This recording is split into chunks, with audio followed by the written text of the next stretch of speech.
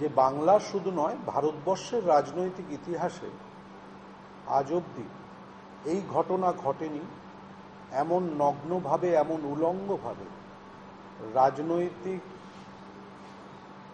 ভাবে কর্পোরেশনকে, কলকাতা কর্পোরেশনকে বা রাজ্য সরকারকে এইভাবে কোনোদিন কেউ প্রতিহিংসার কারণে ব্যবহার করেনি।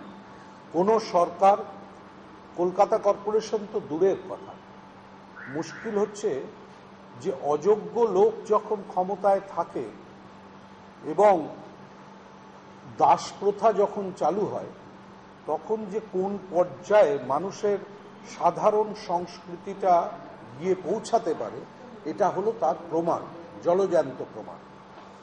যে কাকুরগাছিতে ওই কলকাতা কর্পোরেশন নরেন্দ্র মোদীকে আসার জন্য পারমিশন দিলেন এবং রাহুল গান্ধীকে বারবার দুবার পার্ক সার্কাস ময়দান ব্যবহার করতে দেওয়া হলো না সভা করার জন্য।